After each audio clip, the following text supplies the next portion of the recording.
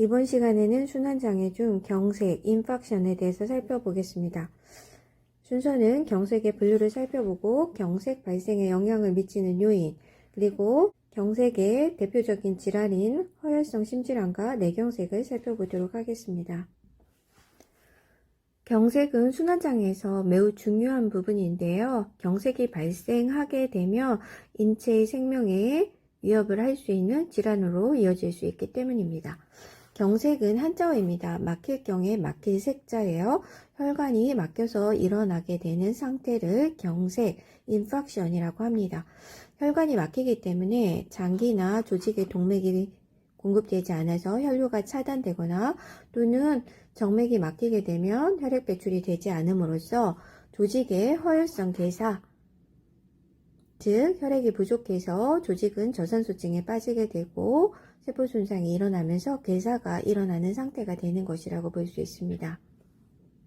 대표적인 경색에 의한 질환은 심근경색인데요. 여러분도 많이 들어보았을 거예요. 심장의 근육이 수축과 이완을 하기 위해서는 심장의 큰 혈관 3개로부터 혈액 공급을 받습니다. 그래서 심실이완기에 대동맥으로부터 혈액 공급을 받게 되는데 이때 우측 심장에 혈액을 공급해주는 우측 관상동맥이 있고요. 좌측 심장에는 2개의 관상동맥이 있습니다. 그래서 좌관상동맥이 내려오고요. 좌관상동맥은 아래쪽 앞쪽으로 내려오는 좌전하행 관상동맥과 뒤쪽으로 돌아가는 좌회선지 이렇게 구분되어져 있습니다. 그런데 이러한 혈관들이 질병에 의해서 플라크나 혈전 같은 것들이 생기게 되고 이렇게 그림에서처럼 혈관 내벽에 쌓이게 되면 혈관이 좁아지게 되고요. 혈액이 내려오지 못하는 상태가 되죠. 이렇게 막혀서 혈액이 내려오지 못하게 되면 이 폐색된 부위 아랫부분은 혈류량이 굉장히 줄어들거나 혈액이 오지 않게 되죠. 그러면 이 조직은 저산소성 세포 손상이 일어나고 괴사가 일어나게 되는 상태입니다. 이렇게 발생하는 질환을 심근경색이라고 합니다. 자, 뒤에서 질환은 다시 살펴볼 거고요. 경색에 대해서 하나씩 알아보도록 하겠습니다. 먼저 경색의 분류를 살펴보겠습니다. 3가지로 구분할 수 있어요. 빈혈성 경색, 출혈성 경색, 폐혈성 경색으로 살펴볼 수 있습니다. 단어에서 여러분이 좀 어떤 경색이겠구나 생각해 볼 수 있었을 거예요. 빈혈성 경색이라고 하는 것은 혈류량이 부족해서 적혈구가 부족하니까 빈혈이 있는 것처럼 창백해 보이겠구나 이렇게 생각해 볼 수 있겠죠. 아네믹 인팍션이라고도 하고요. 혈류량이 급격히 줄어들어서 조직이 붉은색을 잃고 창백해지는 현상을 나타나기 때문에 백색경색 이렇게 이야기도 합니다. 이러한 백색경색은 동맥이 폐색되어졌을 때 잘 일어나고요. 동맥 폐색으로 장기나 조직의 혈류량이 줄어들어서 일어나는 경색이다 라고 생각을 하면 되겠습니다. 이러한 빈혈성 경색은 조직 충실도가 높은 그런 장기에서 많이 생겨요. 솔리드 오간이라고 하죠. 단단한 장기인데요. 심장이나 비장, 신장 같은 곳에 문합이 없는 소동맥이 폐색되었을 때 이러한 빈혈성 경색 잘 생깁니다. 문합이 없다라고 하는 것은 혈관이 종말동맥으로 이어져서 연결되지 않았다는 거죠. 연결되지 않았을 때는 이 부분에 만약에 폐색이 있다 그러면 이 아랫부분에 혈액을 공급해 줄 수 있는 게 없죠. 차단되어져 있기 때문에 이 아랫부분은 저산소성 세포 손상이 일어나고 괴사가 일어나기 쉽다는 뜻입니다. 그런데 만약에 문합이 있어서 여기 경색이 일어났지만 혈관이 연결되어져 있다라고 하면 혈류가 여기로 오고 일부는 아래로 내려가고 일부 이곳으로 혈류를 공급해 준다고 하면 이 부분에 경색이 일어나지 않거나 일어났다 하더라도 심하지 않을 수 있다는 뜻입니다. 자, 두 번째 출혈성 경색은 말 그대로 경색 부위에 출혈이 일어나겠구나 생각해 볼 수 있겠죠. 이것은 정맥이 폐쇄되었을 때 흔히 일어납니다. 정맥이 폐쇄된다는 것은 장기가 있죠. 장기에서부터 나가는 혈관을 정맥이라고 하는데 이 정맥이 막혀 있다는 뜻이죠. 그럼 막혀 있으면 밖으로 혈액을 내보내야지 되는데 내보내지 못하고 혈액이 우렬이 되겠죠. 수동적으로 혈액이 차는 것을 우렬이라고 한다고 그랬죠. 그리고 특히나 여기에서 이중으로 혈액을 공급되는 장기에서 많이 발생된다고 했는데요. 막혀서 장기로부터 혈액을 나가지는 못하는데 들어오는 곳이 두 개예요. 그럼 혈액이 계속 유입을 되게 되면서 우려글은 지속될 테고 수분이 누출되고 지속적으로 누출되다 보면 적혈구도 혈관 밖으로 빠져나가죠. 적혈구가 혈관 밖으로 빠져나가는 현상을 출혈이라고 합니다. 근데 경색 부위에 출혈을 동반하게 되고 붉은색을 띠므로써 적색경색, 레드 임팍션 이렇게 이야기합니다. 이러한 출혈성 경색이 잘 일어나는 부분은요, 이중으로 혈액 공급받는 장기인 폐 같은 경우죠. 폐는 폐동맥과 기관지 동맥에서 이중으로 혈액 공급을 받게 되고 정맥혈인데요. 정맥이 막힘으로써 우려를 일으키고 적색경색을 일으키기 쉽습니다. 소장에도 장관막에 동정맥 문합이 풍부하기 때문에 혈액 유입이 많이 되고요. 경색이 일어나게 되면 출혈성 경색으로 진행될 수 있습니다. 폐혈성 경색이라고 하는 것은 말 그대로 괴사가 있는 경색 부위에 세균이 침범이 돼서 감염이 된 상태를 이야기합니다. 이런 경우 폐혈성 경색으로 진행될 수 있습니다. 다음은 경색 발생에 영향을 미치는 요인인데요. 4가지 정도로 살펴볼 수 있습니다. 첫 번째는 혈액 공급 상태입니다. 혈액 공급이 경색된, 폐색된 부위 아래로도 아까 앞에서 본 것처럼 문합된 혈관이 있어서 혈액 공급을 받는다고 하면 손상이 많이 일어나지 않는다는 뜻이죠. 그래서 첫 번째로 이중으로 혈액을 공급받는 장기는 경색이 잘 발생되지 않습니다. 그래서 지금 그림처럼 이 장기에서는 혈관이 이렇게 콜라테럴 서큘레이션이 되어 있죠. 그래서 이 부분에 폐색이 일어났다 하더라도 옆에 있는 혈관으로부터 혈액 공급을 받을 수 있다라고 하면 폐색된 아래 부위에 경색이 잘 발생되지 않는다는 뜻입니다. 그런데 이렇게 문합 부위가 없으면 앞에서 설명한 것처럼 폐색이 일어나게 되면 이 아랫부분에 혈류가 전혀 오지 않기 때문에 괴사가 잘 일어나게 되겠죠. 그리고 문합이 있다 하더라도 충분하게 옆에 콜라테럴 서큘레이션이 이 괴사된 조직 아래쪽으로 잘 공급되지 않는다고 하면 기능적으로 이 부분에 괴사 상태를 호전시킬 수 없기 때문에 괴사가 일어날 수 있다. 자, 이런 것을 기능적 종말 동맥 이렇게 이야기한다라는 것입니다. 그래서 이중으로 혈액을 공급받는 장기는 폐예요. 폐는 폐동맥과 기관지 동맥으로부터 혈액을 공급받아서 경색이 잘 발생하지 않고요. 간도 이중으로 혈관을 갖고 있는데요.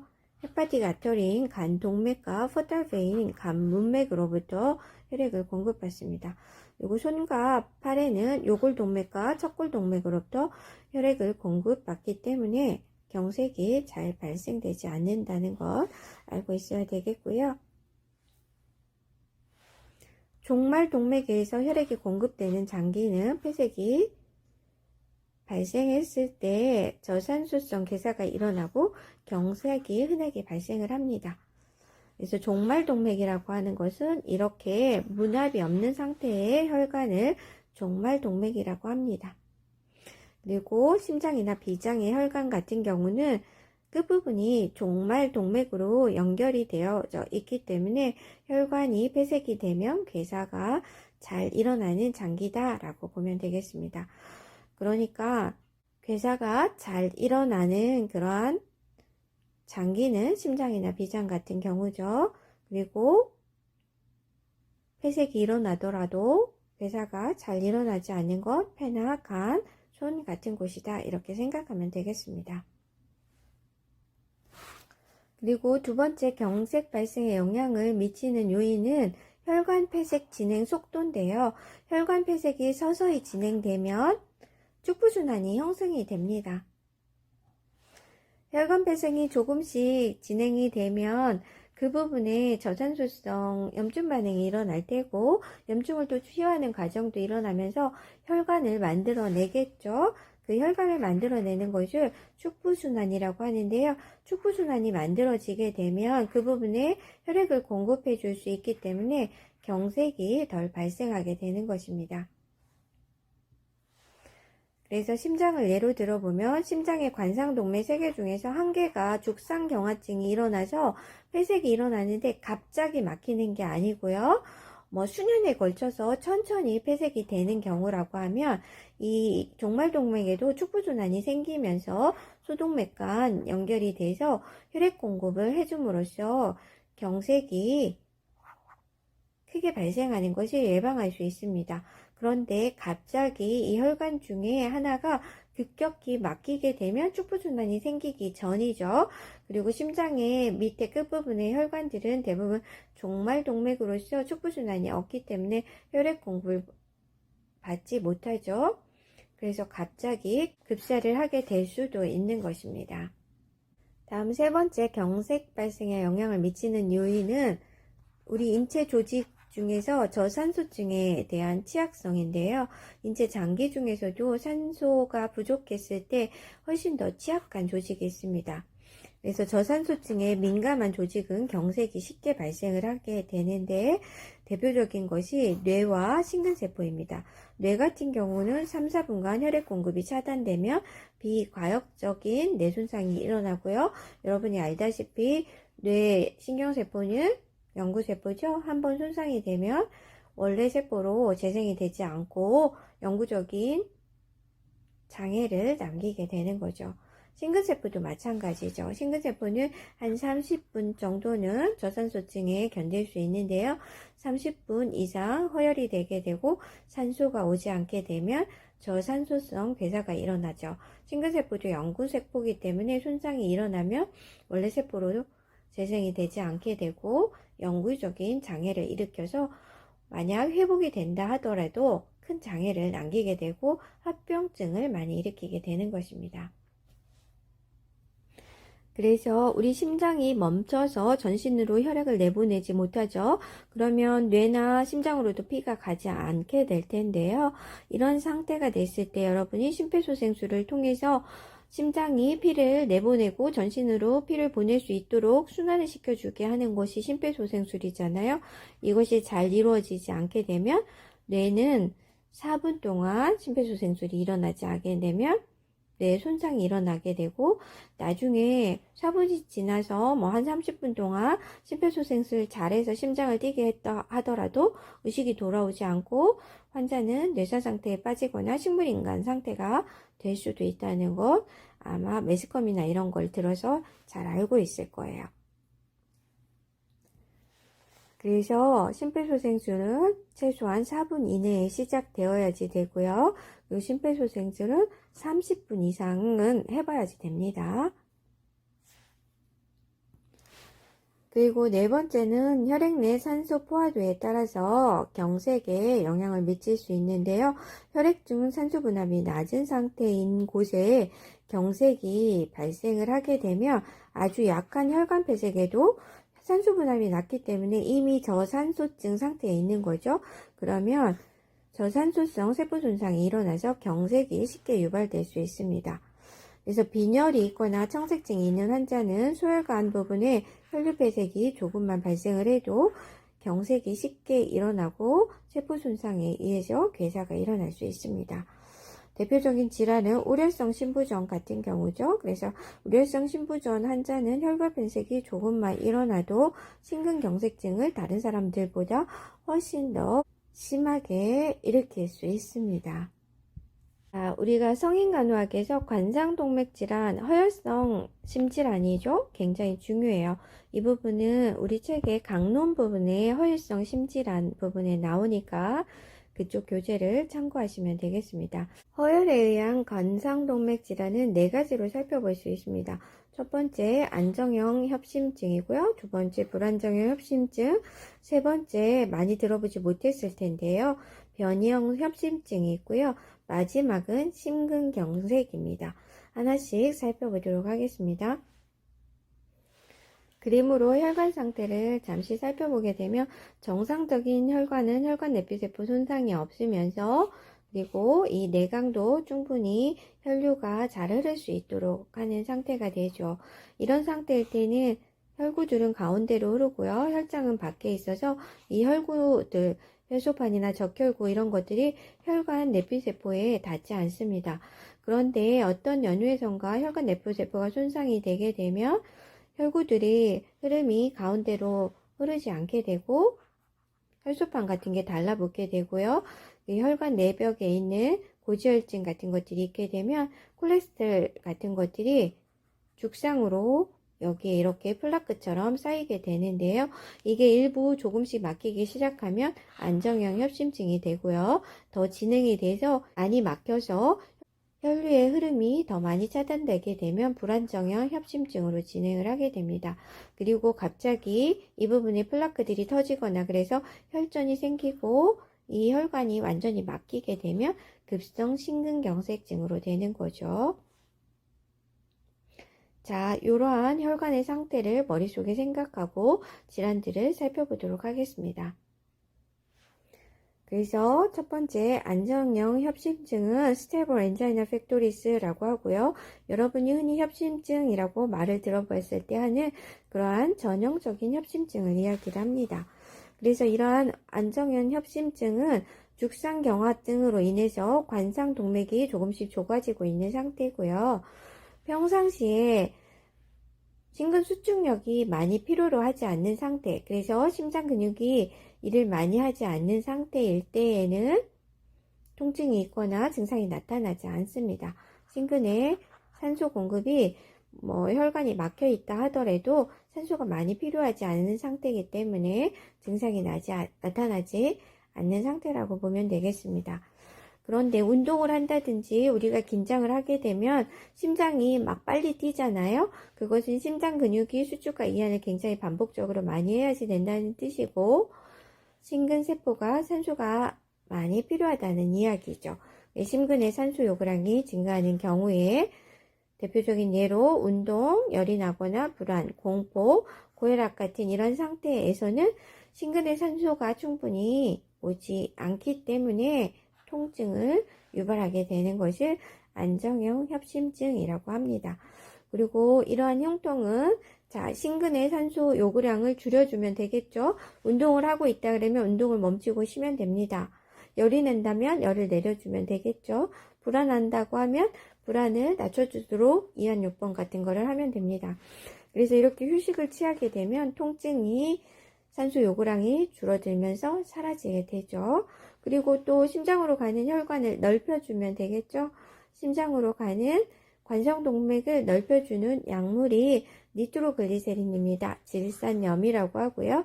관상동맥을 확장시켜주는 효과가 있어서 혈액이 관상동맥으로 많이 오면서 심근 요구량을 충족시켜주기 때문에 통증이 떨어집니다. 그리고 이러한 니트로글리세린은 혀 밑으로 투여하게 되거든요.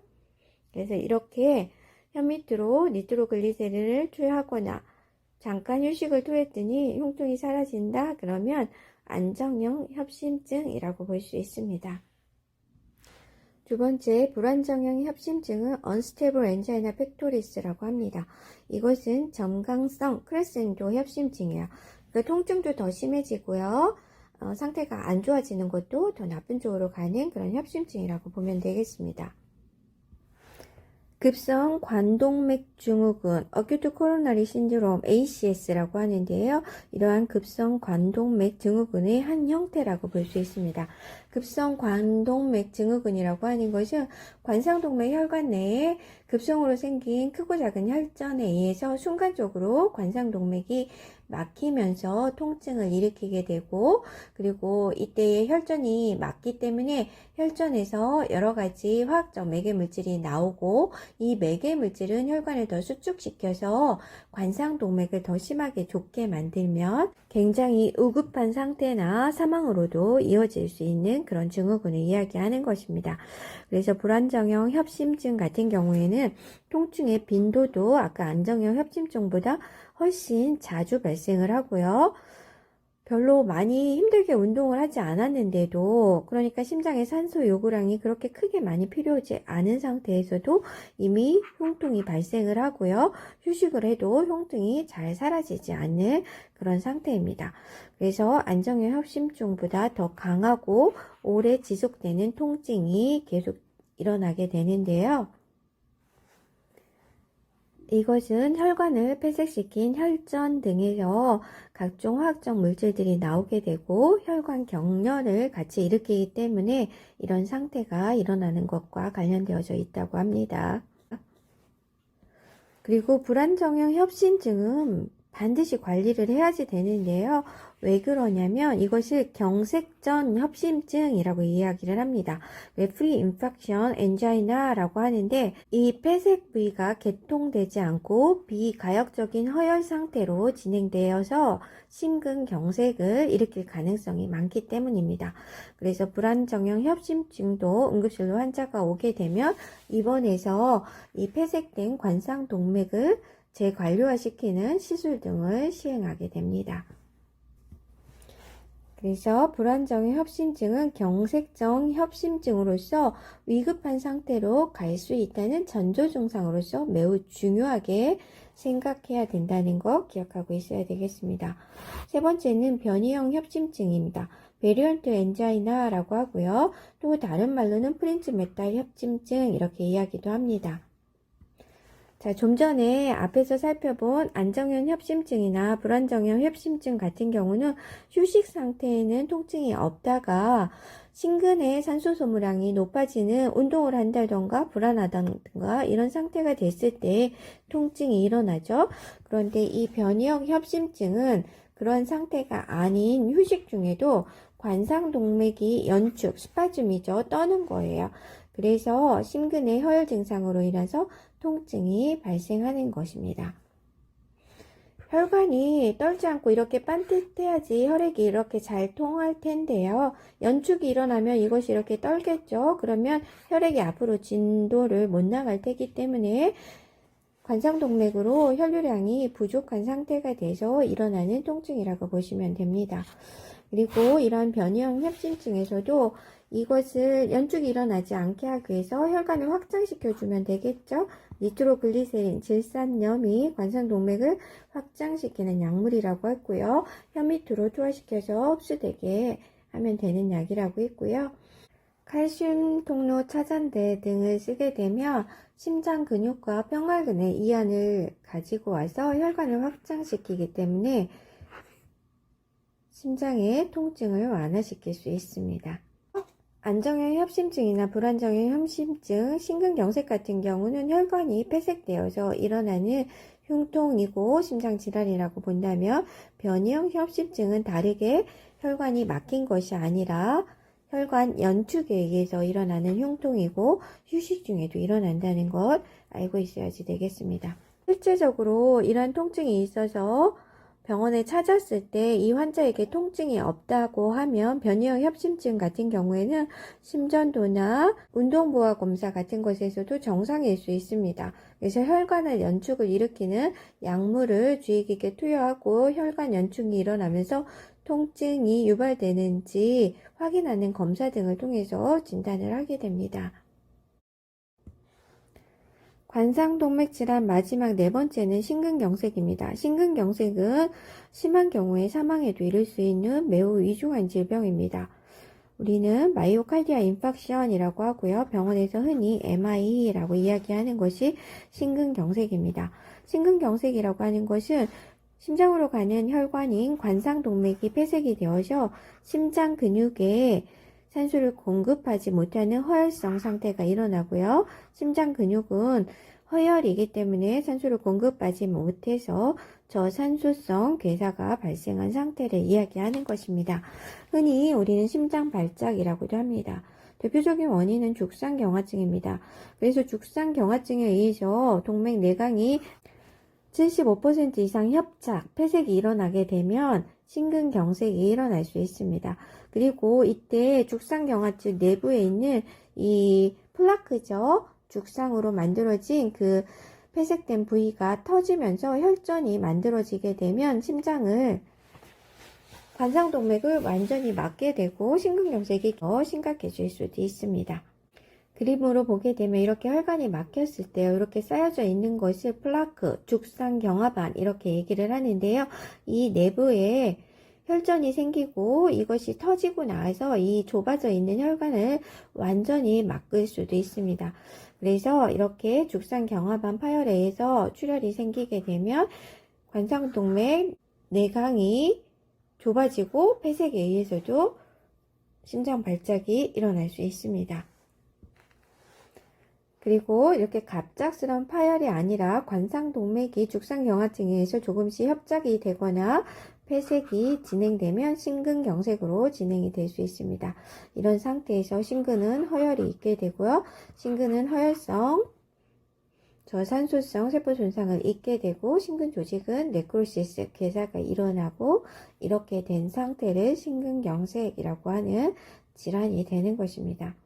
심근경색이 발생을 하게 되면 이렇게 괴사된 부위에 염증 반응이 일어나겠죠. 그렇기 때문에 굉장히 극심한 흉통을 발생시키고요. 이 괴사된 부위가 심장은 수축과 이완을 해서 전신으로 혈액을 내보내는 장기잖아요.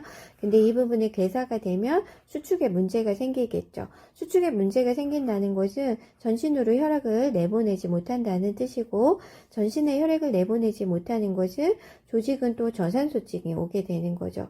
조직이 저산소증이 오게 되기 때문에 또 우리의 신경계는 심장박동을 빨리 뛰게 하고 혈액을 더 많이 전신으로 돌게 해서 조직의 저산소증을 대비하고자 하겠지만 지금 심장 근육에 문제가 있기 때문에 더 심각한 통증을 일으키게 되고 심박출량은 더 감소되면서 증상을 악화시키게 되는 거죠.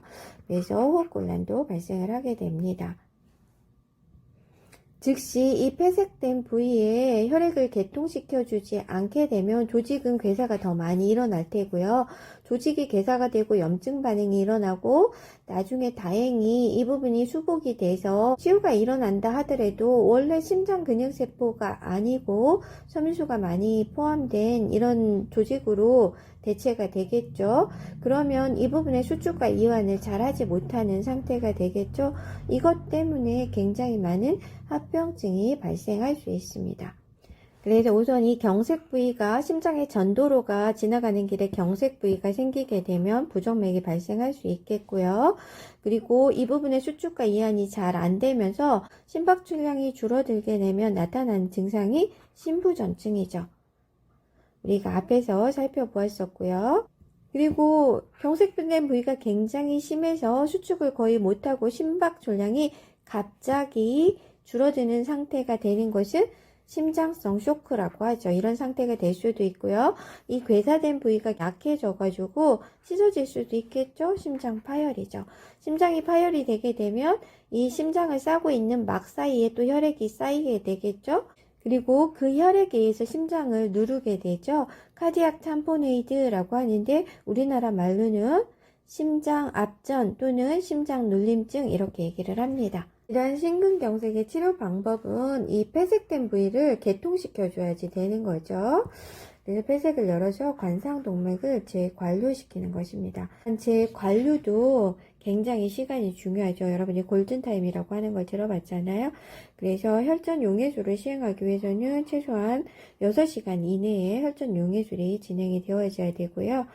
그리고 최대 12시간 이내에 재관류화가 필요합니다. 그리고 혈전 용해술 외에도 경피적 풍선 확장술, 혈관 성형술이라고도 하는데요. 이런 시술을 할 수도 있고요. 스텐트 삽입술이라는 것을 할 수도 있습니다. 그리고 이러한 것을 못한다라고 하면 수술 역벽을 시행할 수도 있는데요. 관상동맥 우회술이라고 하는 것을 할 수 있습니다. 코로너리 아터리 바이패스 그래프트라고 하고요. 병원에서는 약어로 캐비시라고 이야기를 합니다. 우리가 관상동맥에 하는 시술 모두를 경피적 관상동맥 중재술이라고 합니다. 퍼큐타니어스 코로나리 인터벤션이라고 얘기를 하는데요. 피부 아래쪽으로 침습적으로 카테터를 삽입하고 관상동맥에다 카테터를 삽입한 다음에 치료를 하는 것을 이야기를 하죠. 그래서 심혈관 조영실에 가서 모니터를 보면서 이렇게 의사 선생님들과 간호사 선생님들이 협조해서 관상동맥 중재술을 시행을 하게 됩니다. 카테터를 넣어서 심장까지 보고 조영제를 써보게 되면 이렇게 막힌 부위가 보입니다. 폐색되어서 혈액이 밑으로 잘 안 내려가는 것을 보죠. 그러면 이 부분을 넓혀주고 여기에다 스텐트를 삽입을 하게 됩니다. 스텐트를 삽입을 하게 되면 여기가 넓어져 있고 혈액이 흐르는 것이 보이죠. 이런 식으로 시행을 할 수 있습니다. 경피적이라고 하는 것은 이렇게 보통 대퇴동맥을 통해서 카테터를 삽입을 하게 되고요. 심장에다 간을 넣은 다음에 조영제를 쓰고 그리고 이러한 카테터를 이렇게 가이드 와이어를 넣게 되고요. 경피적 풍선 확장술이라고 하는 것은 풍선으로 옆에 좁아진 부분을 이렇게 눌러가지고 넓혀주고 이것을 빼게 되면 혈액이 잘 흐를 수 있겠죠. 근데 이렇게만 하면 다시 막힐 수가 있기 때문에 여기에다가 스텐트를 넣게 되고요. 이 스텐트 삽입을 해서 좁아진 길을 넓혀주게 되는 거죠. 그리고 스텐트는 사실 이물질이고 이물질이기 때문에 혈액이 이렇게 흐르다가 이 부분과 부딪히면서 혈전을 잘 만들 수 있게 되죠. 그래서 이렇게 스텐트를 삽입을 하게 되면 한동안은 혈전이 생기는 것을 방지하기 위해서 스텐트 삽입 후에는 아스피린이나 클로피도그렐 같은 항혈전 요법을 시행하게 되는 것입니다. 그래서 그림으로 보게 되면 요 막혀있는 부위에 이렇게 스텐트를 넣고 혈류가 잘 흐르게 한다는 것을 알 수 있습니다. 그리고 다른 방법으로는 관상동맥 우회로수를 한다고 했죠. 코로나리 아터리 바이패스 그래프트 같은 경우는 만약 혈관이 이런 부분에 막혀 있다라고 하면 막힌 부 아랫부분에 혈액을 공급해 줘야지 되기 때문에 여기서는 내유동맥이죠. 유방으로 가는 혈관을 한쪽 끝을 떼서 이렇게 관상동맥 폐색된 부위 아래로 혈액이 갈 수 있도록 이식을 해주는 것을 이야기를 합니다. 그래서 그림으로 보게 되면 이렇게 내유동맥을 가지고 와서 폐색된 부위 아래로 혈액을 공급할 수 있도록 우회의 길을 만들어 줄 수도 있고요. 또 복제정맥, 다리에 있는 거죠. 박제정맥을 떼가지고 이렇게 대동맥에서 폐색된 부위 아래로 연결을 해줄 수도 있습니다. 동맥 같은 경우야 혈관 내부에 판막이 없으니까 그냥 연결해주면 되는데요. 이렇게 복제정맥을 연결하는 경우에는 다리에서 복제 정맥을 박리할 때 떼내야지 되고요. 혈관 내부에 판막이 있기 때문에 이것을 뒤집어서 붙여줘야지만 혈액이 잘 흐를 수 있습니다. 이런 식으로 심근경색에서 관상동맥 우회로술도 할 수 있다라고 하는 것도 기억하고 있으면 되겠습니다. 성인간호학에 가서 좀 더 자세하게 배울 거고요. 다음은 허혈성 뇌손상인 뇌경색입니다. Cerebral Infarction이라고 하고요. 뇌경색을 발생시키는 원인과 정의를 살펴보게 되면 뇌경색이라고 하는 것은 뇌조직의 국소 부위 뇌혈관이 폐색, 막힌 거죠. 이것이 막히는 것이 혈전이나 색전 등에서 막히는 경우가 많은데요. 이렇게 혈전, 색전 등에서 뇌로 공급하는 혈관이 막히게 되면 뇌로 가는 혈류 공급이 차단되면서 뇌에 저선수성 괴사가 일어나는 것을 뇌경색이라고 합니다. 뇌경색을 일으키는 원인도 가장 흔한 것은 죽상경화증입니다. 그 외에도 기태 뇌내 출혈이 일어나거나 응고기전 장애가 있거나 경구피임약 복용에 의해서도 발생을 합니다. 물론 굉장히 건강한 젊은 사람에게서는 경구피임약을 복용한다고 해서 크게 뇌경색이 일어나지는 않지만 만약에 고혈압이나 당뇨 같은 것들이 있고 콜레스테롤이 많이 혈관 내에 있는 사람들이 경구피임약을 복용했을 때 뇌경색을 일으키는 원인이 될 수도 있습니다. 그래서 뇌혈관이 막혀서 저산소성 뇌조직이 손상되는 것을 뇌경색이라고 하고요. 뇌조직도 영구조직이기 때문에 한번 손상이 되면 원래 세포로 재생이 되지 않습니다. 그래서 영구적인 후유증을 남기게 된다는 거 기억하고 있어야 되겠죠. 그래서 이렇게 뇌혈관이 막히게 되면 CT를 찍어보게 되면 혈관 막힌 부위가 이렇게 부어있는 것을 볼 수 있죠. MRI 찍으면 이렇게 저산소성 뇌경색 부위가 이런 식으로 보여지게 됩니다. 그리고 for your information, 정보를 조금 더 주자고 하면 우리가 뇌혈관 질환은 뇌졸중이라고 하는데 중이라고 씁니다. 증이 아니고요. 세레브랄 바스큘라 어택이라고 하고 시브웨이라고 얘기를 합니다. 이런 약어들도 잘 알고 있어야 되고요. 이것은 두 가지로 구분해 볼 수 있습니다. 첫 번째는 뇌혈관이 좁아지거나 막혀서 생기는 허혈성 뇌졸중이죠. 이것을 세레브랄 임팍션 뇌경색이라고 하고요. 뇌혈관의 협착 또는 폐색에 의해서 발생을 합니다. 또 하나는 출혈성 뇌졸중이에요. 세레브럴 헤모레이지라고 하죠. 뇌출혈이라고 합니다. 이것은 뇌혈관이 파열이 되고 뇌혈관이 파열이 되면 이 혈관 아래로 가는 뇌조직에도 혈액 공급이 안 되면서 뇌조직은 괴사가 일어나게 되겠죠. 그래서 그림으로 보게 되면 뇌혈관 질환은 이렇게 혈관이 좁아져 있는 뇌경색과 뇌혈관이 파열돼서 일어나는 뇌출혈 두 가지로 이루어져 있고요. 이것을 두 가지 모두 합쳐서 CVA 뇌졸중이라고 이야기를 합니다. 그래서 뇌출혈 같은 경우는 CT로 찍어서 보면 이렇게 출혈된 부위가 하얗게 보이죠. MRI로 찍었을 때도 출혈된 부위가 이런 식으로 보여지게 되는 것입니다.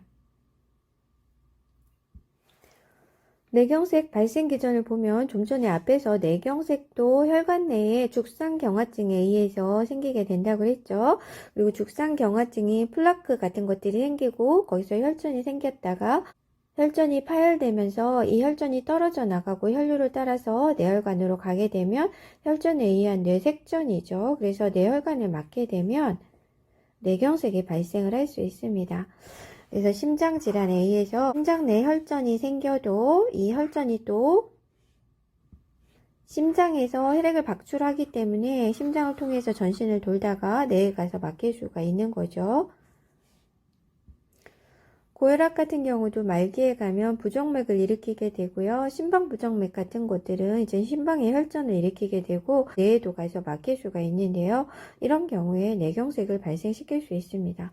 또 뇌경 동맥벽에 혈전이 생기게 되면 콜레스테롤이 많은 경우에 우리 경동맥 검사 같은 거 건강검진 할 때잖아요. 그리고 그게 좁아져 있으면 나중에 뇌경색이 발생할 위험성이 높다라고 하는 것들 이야기 들어본 적이 있을 거예요. 그렇게 뇌경 동맥에 혈전이 발생하는 경우에도 이 혈전이 떨어져 나가서 뇌혈관을 막을 수도 있고요. 실질적으로 그 뇌경 동맥이 좁아지면서 뇌로 혈액이 잘 못 가서 뇌경색을 발생시킬 수도 있겠죠. 그래서 이런 식으로 혈전이 이동을 하고 혈전이 이동하는 것을 혈전에 의한 색전이라고 한다고 그랬죠. 뇌혈관을 폐색이 시키게 되면 뇌경색이 일어나죠.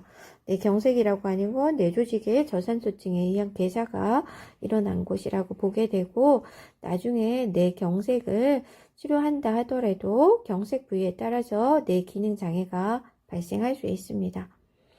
그래서 이런 뇌경색이 발생을 하게 되면 뇌경색 발생 부위에 따라서 편측 감각마비나 운동마비도 생길 수도 있고요. 안 보인다거나 실어증이 생기거나 음식을 잘 삼키기 힘든 연화곤란 같은 다양한 증상들을 나타낼 수 있습니다. 그리고 뇌경색에서 또 중요한 것이 하나 있는데요. 일괄성 허혈발작이라고 하는 것입니다. TIA라고 하고요. 이것을 Transient Ischemic Attack해서 TIA라고 하는데요. 일괄성 허혈발작이에요. 그러니까 허혈발작이 지속된 게 아니라 허혈이 있다가 개통이 다시 되면서 증상이 없어지는 상태를 이야기를 합니다. 그래서 뇌로 가는 혈류량이 일시적으로 부족해서 발생하는 거고요. 이것은 보통 가역적인 그런 증상이어서 이렇게 뇌로 가는 혈류량이 일시적으로 부족했지만 이러한 증상이 24시간 이내에 해결되거나 그렇지만 흔히 이렇게 오래까지 가지는 않고요. 보통 수분에서 1시간 이내에 금방 돌아오는 상태예요. 완전히 회복이 되죠. 그러니까 잠깐 말이 어눌했다가 조금 있다 보면 금방 괜찮아지는 거야. 식사를 같이 하는데 갑자기 밥을 먹다가 많이 흘리는 거예요. 근데 조금 있으면 또 괜찮아집니다. 이런 것을 일괄성 허혈발작이라고 합니다. 그런데 일괄성 허혈발작도 그냥 내버려 두면 안 돼요. 임상적 의의가 무엇이냐면 뇌경색 발생의 전구 또는 경고 증상이라고 볼 수 있습니다. 그래서 일괄성 허혈발작은 이렇게 일시적으로 내려가는 혈류량이 적어져서 뇌경색과 같은 증상이 잠깐 나타나는데요. 보통 24시간 이내에 혈류량이 다시 개통되면서 증상이 없어져요. 그리고 대부분의 사람들은 이것을 예민하게 느끼지 않고 괜찮다라고 병원을 안 가는데 그러면 안 된다는 거죠. 왜냐하면 이렇게 일괄성 허혈 발작이 있다는 것은 허혈성 뇌졸중의 경고 표시라고 볼 수 있고요. 이렇게 일괄성 허혈 발작 병력이 있는 사람은 그렇지 않은 사람에 비해서 뇌졸중 발병 확률이 훨씬 높은 것으로 보고되고 있습니다. 그리고 일괄성 허혈 발작 발생 후 첫 24시간에서 48시간 동안에 뇌졸중 발생 위험도 굉장히 높다고 하니까 이런 것을 그냥 간과해서는 안 되겠습니다. 자, 경색 마지막 슬라이드입니다. 책에는 나오지는 않지만 뇌졸중 전조 증상 발생 시 우리는 패스트라고 하는 것을 빠르게 병원에 가야 된다는 뜻이에요. 그래서 패스트를 기억해야 되겠습니다. 처음에 앞에는 페이스의 약자예요. 페이스가 드로핑 됩니다. 그래서 한쪽 얼굴이 안면 떨림과 마비가 오면서 웃어보세요 이렇게, 또는 이웃이라고 발음해보세요 라고 하면 한쪽 입꼬리가 처져 있는 거예요. 원래 웃으면 양쪽 입꼬리가 이렇게 올라가야지 되잖아요. 그런데 한쪽은 올라가는데 마비가 있는 쪽은 떨어지고 올라가지 않는 상태죠.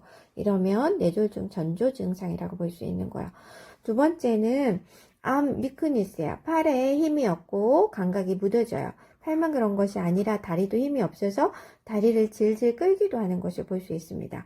그래서 이런 경우에는 양팔을 앞으로 들어 올려 보게 하고요. 한쪽 팔을 들어 올리지 못하거나 힘들어하면 그쪽에 마비가 있다고 볼 수 있는 거죠. 그리고 세 번째는 말을 시켜보는 거야. 말할 때 발음이 어눌하거나 이상하면 이것도 문제가 있다고 보는 거죠. 그래서 말을 시켜보고 어눌한 발음이 있는지 확인해 봐야 됩니다. 그리고 이런 상태가 있다라고 하면 우선 빨리 119로 전화해서 병원으로 가야지 된다는 거죠. 그래서 응급실을 방문해서 진료를 하고 치료를 진행할 수 있어야 되겠습니다.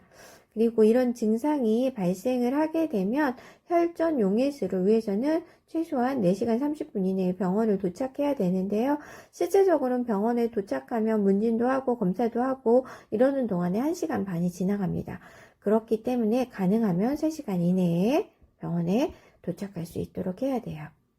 그리고 특히나 일괄성 허혈 발작 같은 경우는 고혈압이 있거나 당뇨, 이상지질혈증, 그러니까 콜레스테롤 혈증 같은 것들이 있거나 심장질환, 심방세동 같은 부정맥이 있는 경우에 많이 발생을 하기 때문에 그런 증상이 있는 사람들은 이렇게 작은 증상이 있다고 하는 것도 놓치지 않고 예민하게 반응하고 병원에 빨리 와야지만 더 나쁜 상태로 가지 않도록 할 수 있는 것입니다.